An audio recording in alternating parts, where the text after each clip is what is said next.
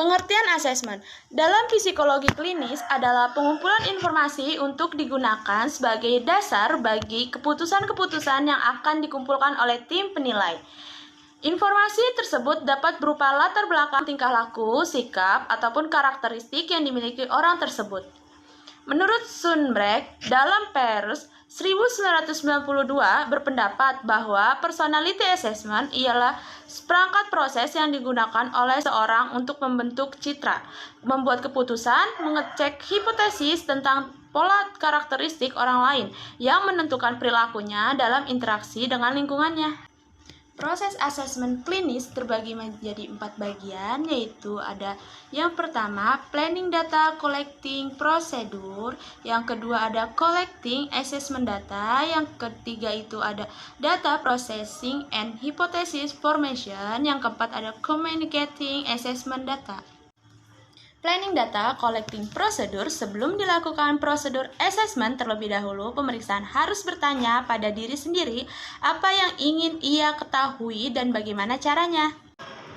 Prosedur pemeriksaan dalam psikologi klinis umumnya terdiri dari observasi, wawancara, dan tes yang dipilih sesuai dengan pertanyaan yang harus dijawab. Untuk efisien dalam proses pemeriksaan biasanya digunakan cara-cara yang dapat memberikan informasi dengan keluasan dan kedalaman yang cukup.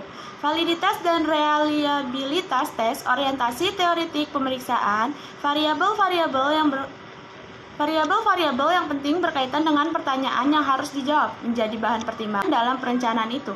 Selanjutnya, untuk pertimbangkan apakah tujuan asesmen itu untuk melakukan klasifikasi, diagnosis medis, deskripsi variabel, atau untuk prediksi. 1. Somatis. Golongan darah, pola respon somatis terhadap stres, fungsi hari, karakteristik, genetik, riwayat penyakit. 2. Fisik. Berat atau tinggi badan, jenis kelamin, warna kulit, bentuk tubuh, tipe rambut. 3. Demografis. Nama, umur, tempat atau tanggal lahir, alamat, nomor telepon, pekerjaan, pendidikan, penghasilan, status perkawinan, jumlah anak. 4. Over behavior. Kecepatan membaca, koordinasi mata, tangan, kemampuan konversation, keterampilan bekerja, kebiasaan merokok. 5. Kognitif atau intelektual. Respon terhadap tes inteligensi, daya pikir, respon terhadap tes persepsi. 6. Emosi atau afeksi, perasaan, respon terhadap tes kepribadian, emosi saat bercerita. 7. Lingkungan, lokasi dan karakteristik tempat tinggal, deskripsi kehidupan, pernikahan, karakteristik pekerjaan, perilaku anggota keluarga dan teman, nilai-nilai budaya dan tradisi, koordinasi sosial, ekonomi, lokasi geografis. 2. Koleksi asesmen data. Wawancara adalah metode asesmen yang relatif murah dan mudah. Wawancara dapat dilakukan di mana saja dan fleksibel dalam pelaksanaan. Namun wawancara mempunyai kelemahan, yakni dapat terdistors oleh sifat wawancara dan pertanyaan apa yang diajukan dipengaruhi oleh keadaan klien yang wawancara, misalnya daya ingin atau kesediaan untuk memberi informasi dan oleh situasi atau keadaan. Tempar wawancara dilaksanakan.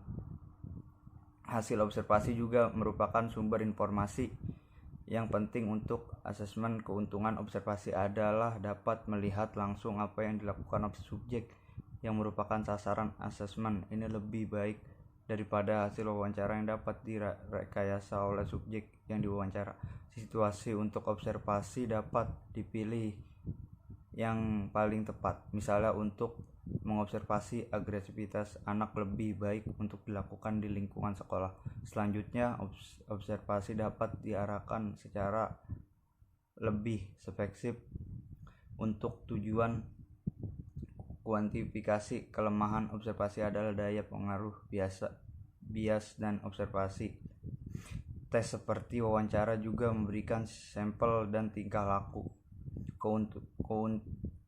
Keuntungan dan tes adalah mudah, ekonomis, dapat dilakukan oleh banyak orang, asal profesional dan terlisensi.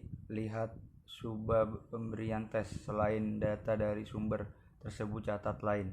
Lab record, misalnya yang ditulis oleh orang tua atau teman subjek tentang subjek yang sedang diperiksa, dapat merupakan data yang juga penting. 3. Data processing and hypothesis formatting. 1. Pengelola data assessment didasarkan pada teori apa yang akan digunakan, yaitu psychoanalysis behavioral atau fenomenologi. 2. Setelah data terkumpul, langkah selanjutnya dalam asesmen adalah menentukan arti dari data tersebut. Jika informasi tersebut sekiranya berguna dalam pencapaian tujuan asesmen, maka informasi itu akan dipindahkan dari data kasar menjadi formal. Data dasar menjadi format. Interpreted. Langkah tersebut biasa disebut pemersesan data assessment atau clinical judgment. 3. Bila data telah terkumpul, pemeriksaan dapat makna atau menginterpretasi sesuai dengan tujuan. A. Klasifikasi. B. Deskripsi. Dan C. Prediksi. Dan D. Orientasi teorinya. 4. Data mentah dan observasi, wawancara, dan tes diubah menjadi kesimpulan, hipotesis, image, dan hubungan-hubungan yang dapat dibedakan dalam tingkah abstraksi, dapat sangat abstrak atau lebih konkret dalam orientasi teoriknya, psikoanalitik, behavioristik, dan lain-lain dalam kaitannya dengan tujuan asesmen. 5. Temuan dari observasi dan wawancara dapat digunakan sebagai sampel tingkah laku, sebagai korelat atau penyerta tingkah laku, atau sebagai tanda dari adanya hal yang melandasi tingkah laku itu. Tingkat abstraksi yang paling tinggi adalah yang 4. Communicating assessment data. Pada tahap keempat adalah menyampaikan hasil asesmen kepada yang berkepentingan setelah disimpulkan sesuai dengan apa yang dibahas pada tahap ketiga, yaitu pengolahan data dan pembentukan hipotesis. Masih perlu dipikirkan bagaimana menulis laporan pemeriksaan psikologis. Jadi di tahap ini yang perlu kita perhatikan adalah kepada siapa kita akan memberikan laporan asesmen ini dan tujuannya apa. Terus ada juga bagaimana asesmen akan mempengaruhi klien yang kita akses.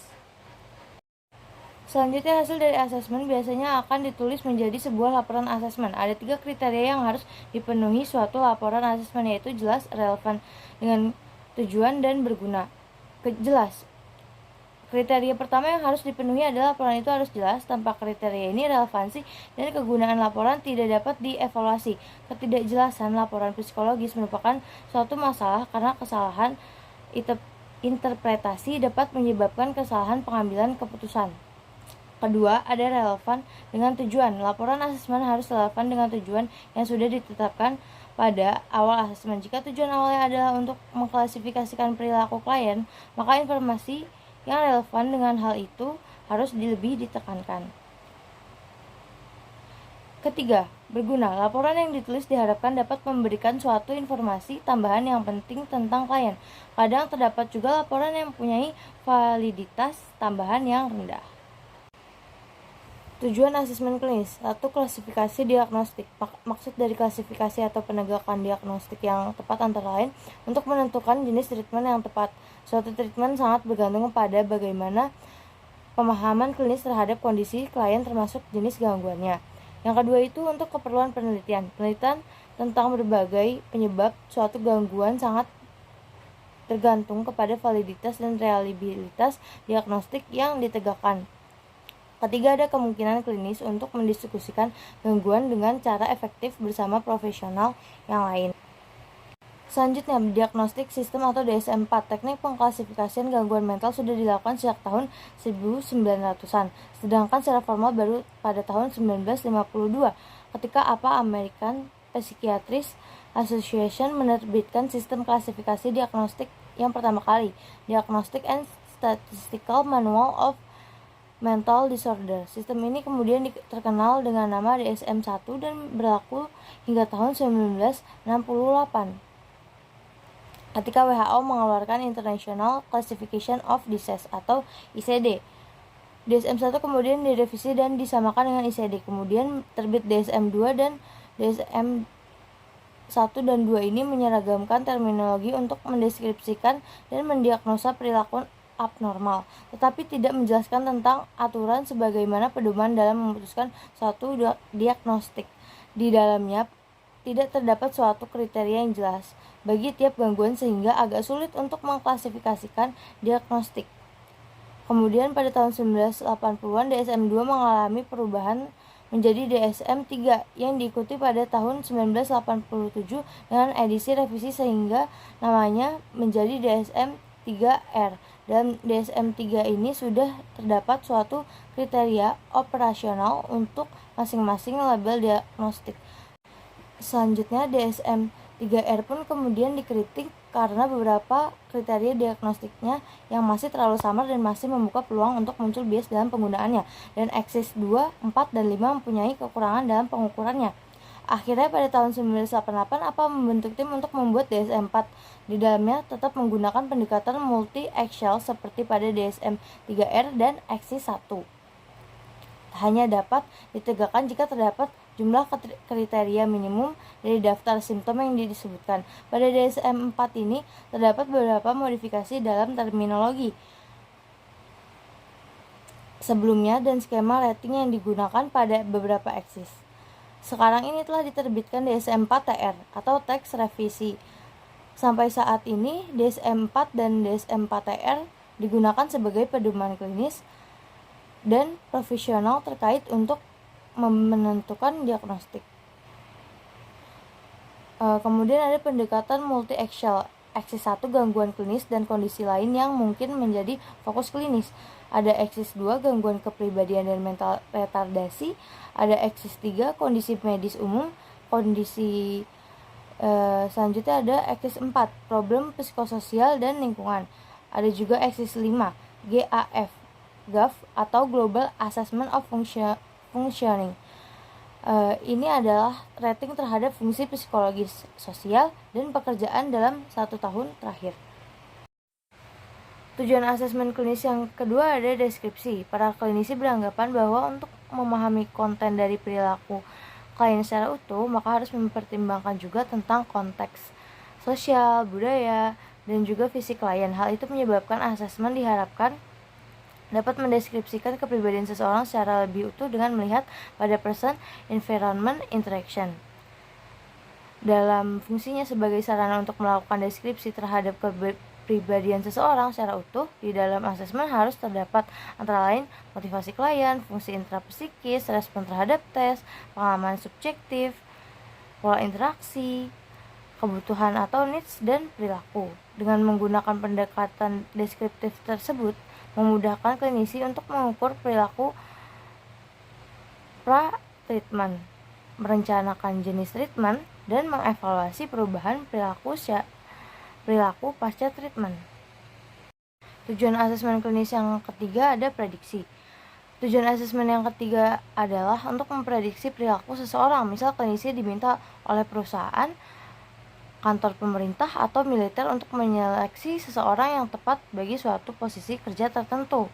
Dalam kasus tersebut, klinisi akan melakukan asesmen dengan mengumpulkan dan menguji data deskriptif yang kemudian digunakan sebagai dasar untuk melakukan prediksi dan seleksi. Selanjutnya ada pengumpulan data asesmen. Yang pertama itu ada wawancara. Wawancara merupakan dasar dalam asesmen dan merupakan sumber yang sangat luas. Yang kedua ada observasi. Tujuan observasi adalah untuk mengetahui lebih jauh di luar yang dikatakan klien. Yang ketiga ada tes. Seperti halnya wawancara, Tes juga memberikan sampel perilaku individu, hanya saja tes stimulus yang direspon klien lebih terstandarisasikan daripada wawancara. Dan yang keempat ada live record. Asesmen yang dilakukan melalui data-data yang dimiliki seseorang, baik ijazah sekolah, arsip pekerjaan, catatan medis tabungan, buku harian, surat, album foto, catatan kepolisian, dan lain-lain. Selanjutnya ada teknik wawancara bagi psikologi klinis. Teknik wawancara menurut psikologi klinis dewasa dan psikolog anak adalah teknik yang digunakan untuk mendapatkan informasi dari seseorang.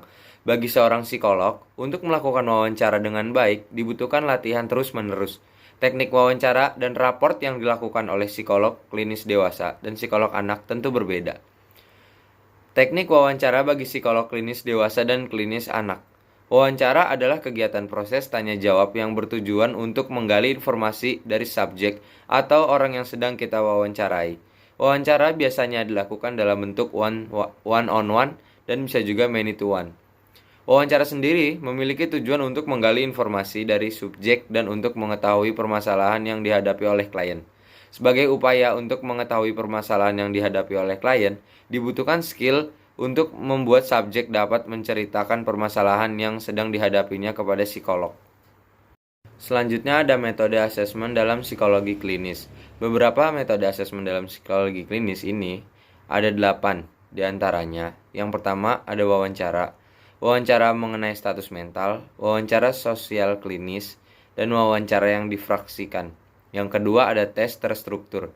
Tes ini meminta subjek untuk menjawab pertanyaan secara tegas, tidak samar-samar, ya atau tidak, dan maknanya uniform, serta merespon pertanyaan dengan cara yang terbatas. Tes terstruktur membutuhkan norma dan standarisasi yang hati-hati dan norma representatif. Yang ketiga ada tes tak terstruktur. Ini adalah tes yang memberikan pertanyaan kepada klien dengan cara menjawab yang memberikan keleluasaan lebih besar. Misalnya thematic apperception test atau TAT atau Rorschach include test.